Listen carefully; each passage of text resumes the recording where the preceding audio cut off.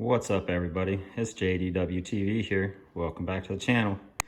So 2 days ago we uploaded a video and it was unboxing my son's HP Omen here, and I got a request to go over my fan setup and how I installed them for somebody that's interested in getting the computer themselves. So we're going to do that here. First, I just wanted to go over a couple safety precautions before we get into the details. So after you shut down your computer, unplug all the wires one at a time. Don't be pulling multiple wires. You could break your motherboard there. So just one at a time, be careful. After all the power's out, all the plugs are out, you wanna come up here and you wanna hit this three to five times just to make sure you pull all that power out of the system. You don't want any kind of shocks going through. And you also wanna make sure you don't do any kind of work on your on a carpet or with socks on, anything where you can build up a static discharge, you know. And before you start doing it, touch the metal, ground yourself out, and a few times throughout the process, touch the metal again. Make sure you don't have any static in your body. Another good way to prevent all of this is just wear rubber gloves, and that'll make sure you don't mess up your motherboard there. So I'm gonna stop the video, lay down the computer, and get right into the details. Okay, so here we go. We got the computer laid down on its back. It's on its side. Factory, this thing comes with, it's a 92 millimeter fan right here, 120 millimeter fan here, and 120 millimeter fan inside here. This is going to pull air through these peripherals and through your computer. Your graphics card is going to pull that clean air up, shoot it up here, exhaust out the back, and up out the top. Okay, that's actually exactly how you want your air going through your computer. You know, the heat goes up. It's very simple. The problem with this is just it's so tight that you just don't get much airflow, and this fan isn't very good, so it's not pushing very much air through the system. The stock fan that they put up here for the water cooler was actually a case fan and not a radiator fan. There's a big difference, and it's very important to know the difference. The radiator fans are going to have much thicker blades on them and less blades. You see how thick they are, how wide they are. And look at this fan. See how there's many blades on there. They're not as thick, they're thinner. This is to move air with no resistance, nothing behind it. This is to move air through resistance. You wanna make sure you have the proper fans in the proper places, okay? I simply put one fan down here at the bottom, and it's just sitting there. Nothing's actually holding it because the air is actually blowing upwards, so it can hold itself in place. I'm actually gonna pull that out so it doesn't fall over. See, it just sits there. Easy way to know which way the air is gonna blow when you put your fan in. You see these little guards? Air comes out that way. Another good thing to look at is usually on the sides. This one doesn't have it, unfortunately, but usually on the sides by the wire, you can see a little arrow as well, okay? So always make sure you orient your fan the proper way to blow the air out and not in when you're trying to exhaust something, and or make sure you're blowing the air in when you're trying to pull cool air through your computer. This one, you see I have it, so the air is blowing this way. It helps to cool the water as it's going through the lines, and it just helps to push a little bit more air out to exhaust the system. Eventually, I will replace the fan inside here to get a better airflow through there. Just gotta find the right fan first, one that has some nice RGB on it so it stays with the whole motif of the system, because there's RGB built in that fan down there, an RGB light built in up front here, and RGB lights built into the top of the case here. Okay, so if you change this fan out, your RGB will still work. You don't have to worry about that. All right, so sorry about the fingers on the thing. This is a little difficult with one hand. So for these two fans, I got them off Amazon. They're RGB fans. They're not the best for just pushing a ton of air. It's just meant to move a little bit of air through the computer, and that's all I really needed was just that little bit of extra push. This fan I also got off Amazon. It's a Noctua industrial 3000 RPM fan. Okay, very nice. You can see here where it talks about the static pressure. That's very important. You want that static pressure. Okay, 7.63 mm H2O, that's very important. You want a static pressure against your radiator. All right, So first, this fan. In order to install or uninstall the old fan and install a new fan, there's 2 screws, one here and one here. Okay, just a little Phillips head. You take that out, the whole bracket's gonna come back. You take the whole fan radiator back this way and up and out. Be careful not to bend your lines real bad. You could break them. Just be gentle. You're not gonna break it if you're careful. You know, it's not that difficult. Then you just take out these 4 screws on the fan, and there is a plug right there.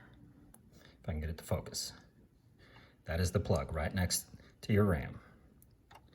Okay, so you just swap that plug out. It's a 4-pin plug, piece of cake. As far as these 2 fans go, I have them hooked up through my SATA, and they're run through a fan hub that I have just stuffed away. Let me see if I can get the angle right. Stuffed away in here, where you normally put a hard drive. I've got a 6 terabyte hard drive in this one. And so I just simply plugged it into the SATA and plugged in my fans there, and it just sits back there nice and pretty, and push the wires back. And it looks ugly with the lid off, but once the lid's on, you can't see it. So, you know, you can do a little bit better job. Again, I don't care so much about how it looks as long as it operates really well. And that's what I was going for. My my cool speed, or my idle speeds, idle temperatures, sorry, are around 30 degrees for my CPU and around 26 degrees for my GPU. They're very cool now. When I first got the computer, before I did all this, they would run 40 degrees, you know, 40, 45 degrees in full load. My CPU would spike all the way up to 90. That was pretty bad. That's not good. You don't want that. My GPU always stayed decent, I guess. It's not the greatest, but it would spike up to about 75. You know, you really want to keep your temperatures down around 69 to 72 for max load if you want your parts to last a long time. You know, technically the high end is like around 105 degrees for your CPU, according to factory, according to the factory, yeah.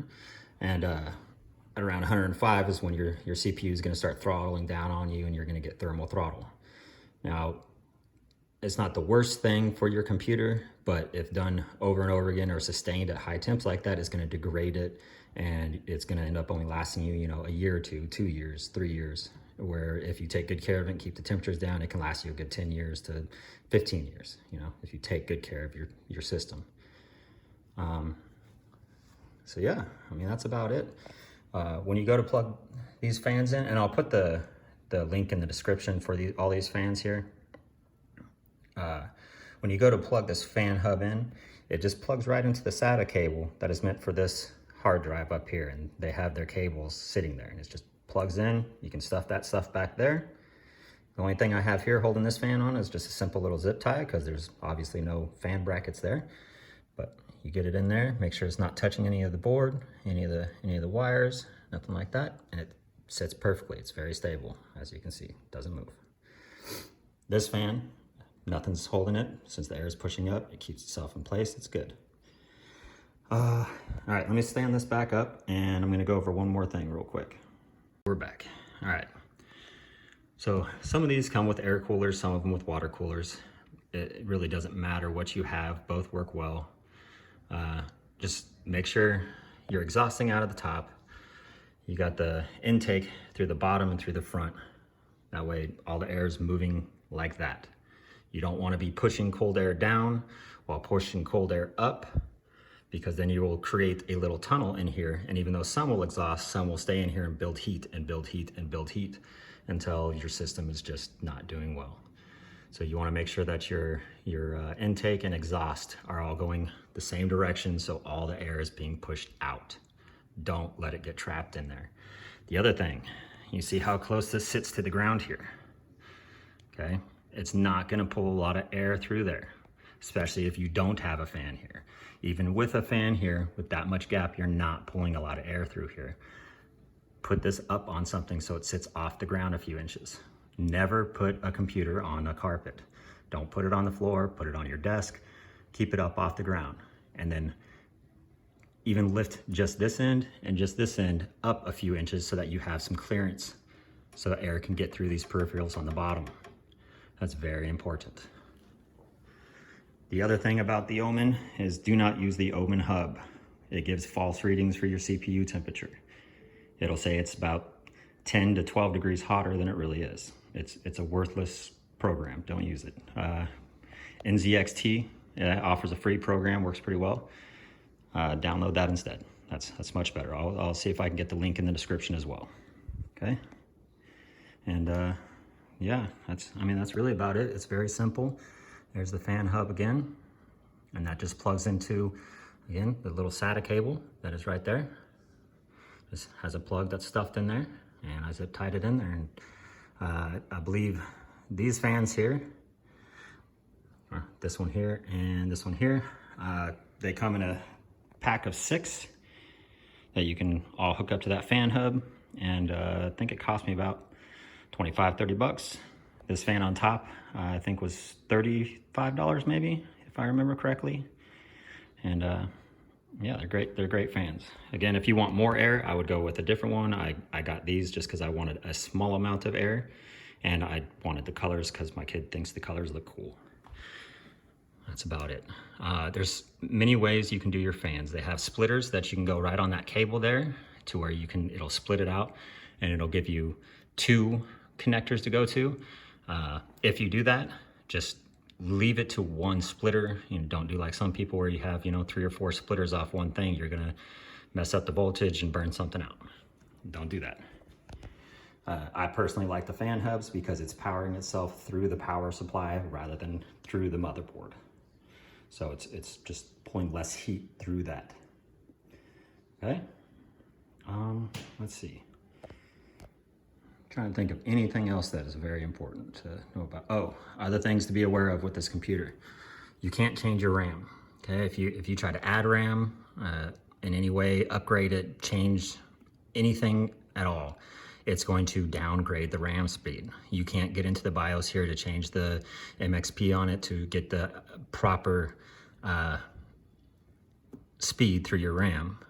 So you can't change it. That's a downfall. If you do go to change it, go through HP, get one of their specified RAMs so that it works with your motherboard, because you can't change anything in there, unfortunately.